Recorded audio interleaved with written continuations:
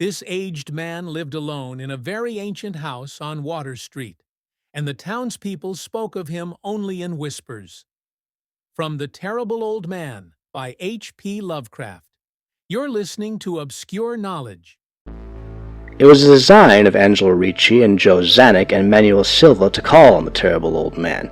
This old man dwells all alone in a very ancient house on Water Street near the sea, and is reputed to be both exceedingly rich and exceedingly feeble, which forms a situation very attractive to men of the profession of Messrs. Ricci, Zanuck, and Silva, for that profession was nothing less dignified than robbery. The inhabitants of Kingsport say and think many things about the terrible old man, which generally keep him safe from the attention of gentlemen like Mr. Ricci and his colleagues, despite the almost certain fact that he hides a fortune of indefinite magnitude somewhere about his musty and venerable abode.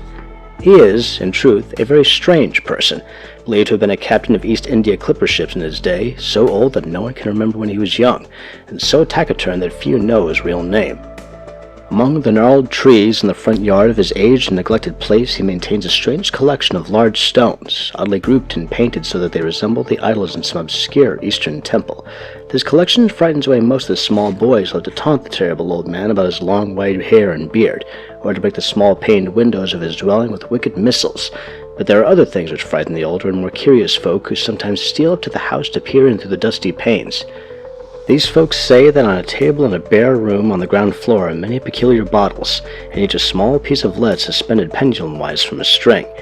And they say that the terrible old man talks to these bottles, addressing them by such names as Jack, Scarface, Long Tom, Spanish Joe, Peters, and Mate Ellis, and that whenever he speaks to a bottle, the little lead pendulum within makes certain definite vibrations as if in answer.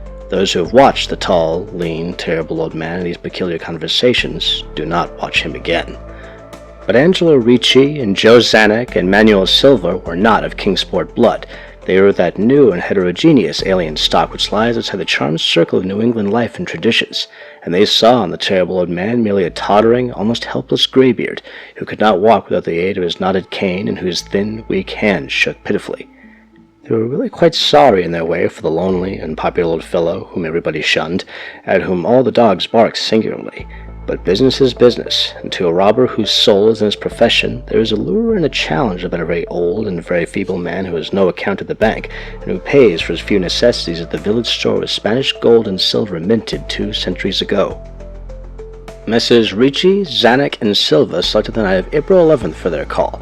Mr. Ricci and Mr. Silva were to interview the poor old gentleman, while Mr. Zanuck waited for them in their presumable metallic burden with a covered motor car in Ship Street, by the gate in the tall rear wall of their host's grounds.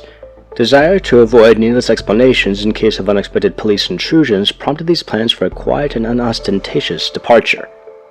As prearranged, the 3 adventurers started out separately in order to prevent any evil-minded suspicions afterward.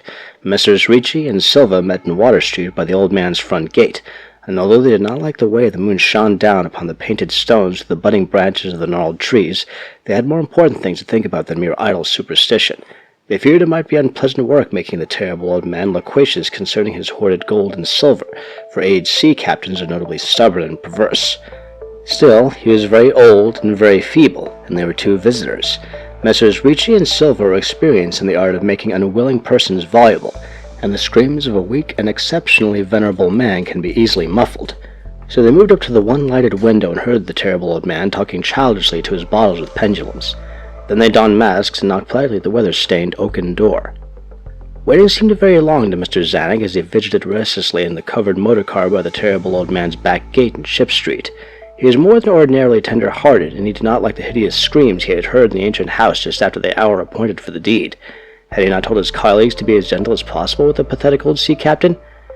Very nervously he watched that narrow oaken gate and the high and ivy-clad stone wall. Frequently he consulted his watch, and wondered at the delay. Had the old man died before revealing where his treasure was hidden, and had a thorough search become necessary?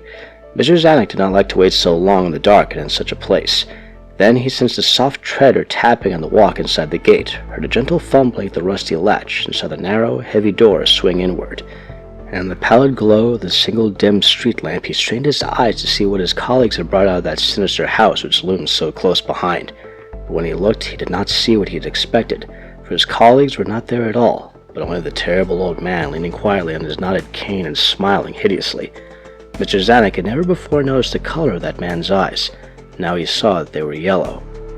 Little things make considerable excitement in little towns, which is the reason that Kingsport people talked all that spring and summer about the 3 unidentifiable bodies, horribly slashed as with many cutlasses, and horribly mangled as by the tread of many cruel boot heels which the tide washed in.